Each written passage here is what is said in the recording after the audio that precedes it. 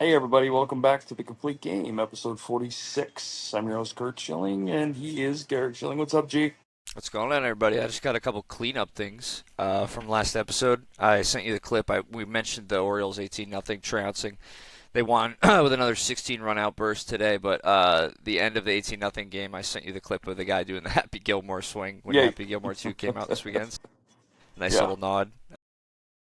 And then Eugenio Suarez gets hit in the hand today um, and goes out with an injury. Kind of the nightmare scenario if you're the Diamondbacks. For everybody, right? It's for everybody. I mean, a bunch of teams are lining up to make their pitches and all the things go with that. He, in his head, he's probably fired up. He's getting ready to go to a playoff contender. I don't know if he's excited or not about leaving Arizona, but he's having that career year and everything's on the upside. And the hand is the one place that there's so many little bones that you get hit, you can break a bone easily. I haven't heard. I know he was not in the lineup, but or won't be in the lineup. But you got to hope everybody, especially Arizona. I mean, that's a nightmare scenario because he's untradeable if it breaks his hand. He's a free agent at the end of the year. They're not, he can't play. So it's going to be. It doesn't change the price a single bit if he's in the lineup in a day and he's fine. But every 24-hour period right now is a big deal because now potential third basemen that are thought to be fringy on the cusp, guys that we're looking at as potential alternatives, they become immediate potential moves, and a team that was in the Suarez sweepstakes might turn and do something else immediately because they can't wait to see if he's ready.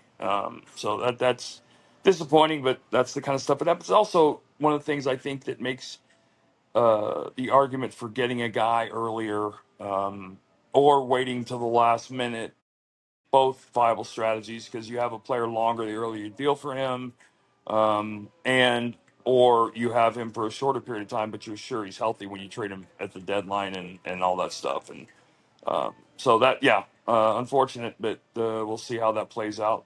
It says he's day to day. According to the latest report, should be back in the lineup We all are. by Thursday. Yep. Uh, but just wanted to touch on that real quick and kind of the implication that can have around trade deadline. And like you said, it's a scary time, and there's always that debate now, and especially in professional sports. And like you talk about college sports with kids getting drafted and not playing in championship games and stuff like Right. that. Right. So part of a larger discussion surrounding sports right now. And then just a couple series I wanted to highlight with a bunch of deadline and Well, playoff hey, before implications. we move away from the deadline stuff, let's talk about the kid that was traded from the Orioles to the Blue Jays today. Yeah. Right? Doubleheader. Yep. The First game, they Orioles. get blown out. The second game, they trade him, and the second game, he's on the other team. He literally walks down the runway in the stadium and puts the other uniform on. So there's so many things that are weird about that. Like, Yeah. not the same thing, but I got traded on the last day of spring training when we were on the road, and I had to ride the bus back with the team, and it was the weirdest thing. I remember thinking, like, I'm not a part of this team anymore. Why? It's just such an awkward thing. But that's an all timer right there. That's a walk from one clubhouse to the other kind of a thing, which is, and that happened in I don't think we were playing them. I want to say we were, but Doug Mankiewicz came from Minnesota, and the Nomar trade happened when we were in Minnesota. And can you check on that? I think we traded for Mankiewicz, and we were in Minnesota. And he came into our locker room and I mean, spent his whole career as a Twin. Um, but I feel like we were there because I know the Nomar On trade July happened. 30th, 2004, the Minnesota Twins welcome to the Boston Red Sox. Yada yada yada. Uh, Minkevich was a fan favorite of the Minnesota Twins, and blah blah blah was traded during the game, despite fans' unrest. Literally, yeah. Yeah, came across during a trip Yep, with the Red yep, Sox in town. yep.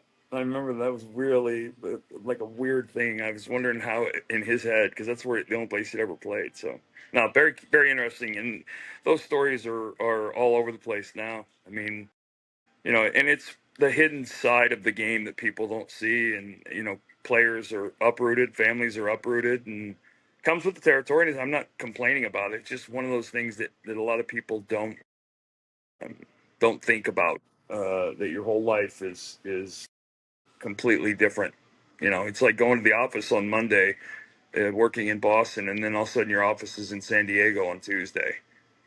Like you have to go to work, and the family gets left behind, and mom's got to pick up and pack the house and take the kids and all the things that go with that. So I was smirking at the other screen over because I'm watching Sir Anthony Dominguez, the guy that got traded today, walking the way that the stadium is. He had to walk by the Orioles bullpen, and they're all yep, like, yep. "What are you doing?" Like he had any say in the matter. Um, uh, Before we move on to the series, I want to talk about too. Ryne Sandberg passed away. so let me just say, obviously, a legendary player, Hall of Fame caliber player. The sport is worse off today than it was yesterday that Rhino's gone. A legendary man in every capacity, very much to me like Cal Ripken, the quiet, stoic leader who played the game hard, played the game right way. I did not know that, and you're gonna pop the highlight up, and then you'll pop it up right now, and then after the highlight plays, you're gonna hear this audio. Ryne Sandberg got his last career hit off me, Okay. and I somebody posted a video of it, and I saw it, and I can't remember. I can't believe I didn't remember that. Recently, they posted that when he Yeah, today, passed. Okay. today. Try and send me that after so I can Yeah, put I it in will. here. I will. It actually, you know what? It's on my Facebook page. It's the first video on my Facebook page now. But yeah, Ryne Sandberg, Chicago Cubby, Hall of Famer, MVP, 10-time All-Star, 9-time Gold Glover, 7-time Silver Slugger. I mean, just video game numbers that Yeah. you'll never see a guy like that Yep. probably. Yep. Yep. And He if you are, was you're lucky. a true legend, and he was an Ernie Banks level legend in Chicago, and um, a guy again who played 15 years. Every news story ever about him was a good one because he was a good person, and he just played the game hard, played the game right, and showed up and played at a level few other people could ever play it at. I was worried. We talked about this on the show when he came out with that, public statement last week, and it really worried me. He was coming out with that for a reason. I think he obviously he knew that he was at the end, and sad, really sad that the game has missed him and lost him, and a lot of feels like a lot of former greats have passed in the last year. And he was definitely one of them. But what an honor for me to be involved in his last career. And then they pinch ran for him, and he walked off the field, and the place gave him a standing O, and he came back out, tipped his cap. Just a really classy dude. That's a cool And moment by to the way, be around it was a for freaking too. good pitch that he hit too. I was a little pissed about that, but good. You know, it was just what a great guy. Yeah. So Yeah, and then just like I said, a couple series I wanted to talk about with big implications heading into. Some teams are going to decide whether to make trades or not based on this next week of well, that's what baseball. I said. We talked about this last time, right? It's amazing to me that you're talking about 162 games, which is almost 1,600 innings and over 181 days, and there are GMs who allow their entire mentality to be shifted in 48 or 72 hours. I mean, I've done a lot of reading about the Texas Rangers and what their thought process is. Supposedly, according to media, obviously, I say that with all the grain of salt, but because last year, a year removed from a World Series bid, they were a game under 500 at this time, and they decided not to sell in favor of we think this team can make a push despite where we're at right now, and they ended up regretting it according to what I was reading. And then this year being 6 games from where they were a game under last year, they're now 5 games above 500. Now everything says they're all in, they're going to buy, they're going to go for it, and it's a difference of 6 games in a 160 Right. game season, like you're Right. saying. And it's just this window right now that's happening that makes these 6 seem more important than the 6 in April, May, June. We were talking before the show, and you'd mentioned there's a couple teams on streaks going both ways, where a 5 game lose. Well, we talked about the Tigers, right? The Tigers had gone 1-9 in their last 10, but they were still 7.5 up. So they're buyers no matter what, but their buy requirements tend to be a little bit different than other teams. Who is it? We talked about Houston's on a losing streak right now. Yeah, the Astros have lost 5 straight. They were swept by the A's. The Blue Jays have lost 4 straight, and they were swept by the Orioles. So Right. it's just And a so, but you can't lopsided week. you can or cannot read too much into that. That's the secret sauce for good general managers, right? And it's also, like I said, when you have a true one and you have that stopper, you don't have 5 game losing streaks because he doesn't lose his start. He not saying he's unbeatable, but the Tariq Skubals of the world, they don't lose when they're coming on uh, the game 5 of a 4 game losing streak. They find a way to win. Go Well, ahead. that was the other question I had because I don't know if you saw he did lose his most recent start, but do you know where he was coming from? No. Parental leave. Oh So yeah. he had a kid, and I was gonna say I think you were 2-1 in I was decisions. over. No, I think you were 2-1 in decisions. You won on my birthday. I know you won on mine, or like the start after mine. The next time you started, you I got thought I lost on crushed you. on Gabby's. Gabby's was one of the worst outings of my career. And then I don't remember if us looking up A the other two, but precursor of things to come Garrison for was having in the a middle of daughter. 02. That had to be a win. I just chalked that up as a win. I don't I don't know that I pitched around his birth. Like I pitched the But I day mean, Gabby. again, Well, but I'm saying I was up all night. Gabby was born in the morning. I pitched that night. I was up all night the day you were born. I want to say I lost. I want to say Gonzo homered off me that day to beat me late in the game. But I pitched on the days you were born, the nights you were born. I think Garrison was born around. I do remember the flight because we were coming back from Chicago, and she went into labor, and our plane jumped around 18 planes on the runway at O'Hare, got clearance, and took off. And Mark Anderson, my trainer, no, that was Gabby. But I remember very vividly that whole episode and incident. And the flight, I was all nervous and stuff like that. But yeah, no, talking about the number one stuff, like you know that's why you need someone to back up Scooble. But it also, like I said, with Valdez and Houston, the true ones, I'll go back to the only game I took a no hitter into the ninth inning and lost it with 2 outs to Shannon Stewart and all well, the the things perfect go. game too. The Yeah, bunt that we've had on the but podcast. but but people don't know, and I knew this. If you look at the post game after that game, I wasn't really bothered at all by it. It sucked that I lost it. We had lost 4 in a row, and we were struggling. And Which I one? was The A's one or the the A's one, the Red Sox one? Okay. yeah, in '07.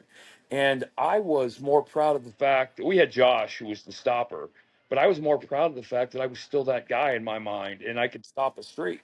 And so, yeah, losing no hitter, but I and we talked about last episode. Randy and I went 90 starts. We only lost back to back twice, so we had no losing streaks in Arizona like that. And when you have a true one, you never do. And that's why I lament the fact that there are so few true ones in the game. Clayton Kershaw when he was younger, Clemens and Pedro and RJ and Scherzer when he was young, DeGrom when he was healthy, Maddox. Um, the, you have a guy that pitches opening day, and then you have true ones. There aren't a lot of true ones. There are fewer true ones in the game, I think, today than there have ever been. Um, so, those losing streaks, but but we were talking about those losing streaks at this time of the year are almost like Red Sox, Yankee, and Philly fans phoning for the GM to be fired after they start the season 1-3, right? You can. The only people that overreact at times like this to me visibly are the GMs. You suddenly become a buyer when you should be a seller, even though you won 4 in a row. You suddenly become a seller when you should be a buyer after losing 4 in a row. Or you win 5 in a row and you think, well, maybe we have a chance. And the good GM can look at his roster and see, listen, I get it. We won 5 in a row. We're now at 500. I honestly really feel like that's Boston. I think the Red Sox are not ready to win a World Series this year. Now, that doesn't mean they can't. And I would be a little surprised if they did. But I don't think the roster and the pitching staff is built to win it all this year. I think they would be making a huge mistake if they gave up prospects to be a buyer right now. Unless it's you know what? If you're giving up your 23rd ranked prospect for a power arm in the bullpen to solidify your pen, I got no problem with that. Or if you find a way to not lose a Marcelo Meyer or some top prospect and bring in a Dylan Cease, right? Those are, or more importantly, listen, if you can move a top prospect that isn't in the big leagues and two or three other players and get a Sandy Alcantara, do it because that he's under club control. That's your 1-2 next. Now here's the other piece to that. You want to know what a guy like Sandy Alcantara looks like in the postseason? Look at his start tonight. Because in his mind, he's going out there, and this is a monstrously important start for him. So he's above. He's, in my opinion, and I was this way. He's October anxious, and That's the so I guy. want to. That's the guy you're getting at the deadline. Right. I think that's the mentality. That's the guy. And it goes back to, like I said, you better have profound trust in the pitching coach. And I say pitching coaches because some teams have two, which again is one of the dumbest things I've ever seen. I really can't believe that. But you got to trust that the guy you're bringing in is a Johnny Padres level, John Farrell level. Hey, I don't care what he's like. When I get him here, he'll be the Cy Young winner again because you've got him under club control. He's got a good contract, and that's a deal. If I'm the Red Sox, I might consider one of the big league stud hitting prospects if I have depth there, right? I might consider moving Duran in that deal if Florida has interest because I know my pitching development is so good that I'm going to have two Cy Young contenders opening day next year. And if we get to the playoffs this year, Beautiful. maybe we do shock some people. Yeah.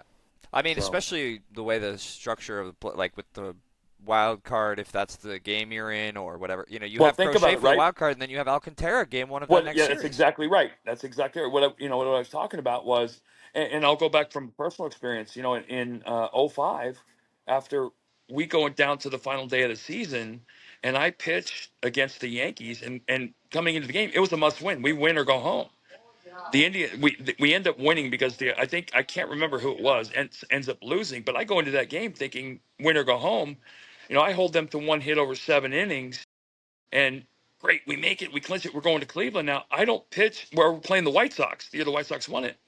We get swept 3-0. I don't pitch in the series. And so now, and we had Matt Clement who had a terrible postseason, but at the end of the day, the biggest piece of that was that Garrett Crochet pitches the play-in game, and then Sandy Alcantara is ready to pitch. Or if you have to play up to the final day, my God, Alcantara starts and Crochet gets the Monday game, but whatever.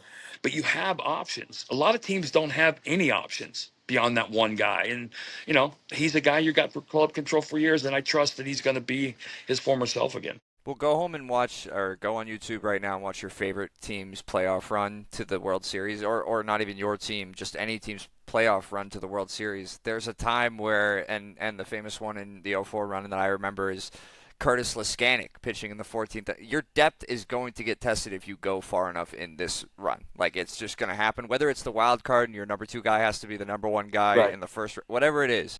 Well, which is, I think, a really important point, G. When you look at playoff teams, and for general managers looking at their roster right now, and they look at the 5-game winning streak, they don't look at the 25-man roster because every team that ever wins a World Series or that ever gets to deep into the playoffs, all 25 guys on the roster win a game for them. All 25 Or an guys. inning, even just one But inning. they win a game. Leskanic Wakefield pitching 3 innings in Yeah. relief. Leskanic pitching, an inning in a tie game, but not even the playoffs. But like in '03 with the Phillies, Todd Pratt won games off the bench. Doug Mirabelli won games in '04. You're in Gabe Kapler and guys like that. The entire roster finds a way to be it. And if you're a GM and not looking at that entire roster, like, this is, look at the Red Sox roster. Are there guys at the 20 to 25th spot where you're thinking this guy could stand up and carry us for a series? I don't see that. So, Yep. anyway, Do you want to guess yeah, no, teammate? good stuff. Yeah, let's guess my teammate. All right, we got 5 clues for a former teammate of my dad's here, starting with the hardest clue. I am an MLB veteran of 18 years for 3 different MLB franchises, all in the National League.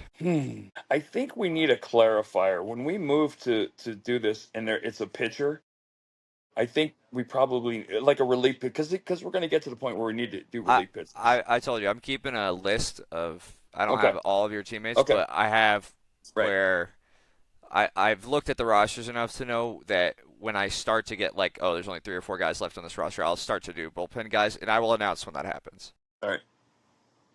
We're not there yet. 18 But years, we're still looking. We still have Hall of Famers. We still have 3 teams in the National League. 18-year MLB vet, 3 different MLB teams, all National League. Okay, so it's not Crucky. It's not Dutch. It's not Hollins, Arizona. Steve Finley? A 7-time All-Star.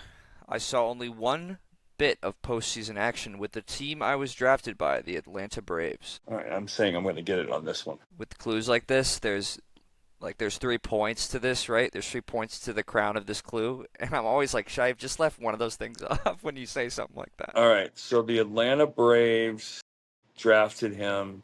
He played for 18 years. I played with him. That's a pretty big part of being your teammate.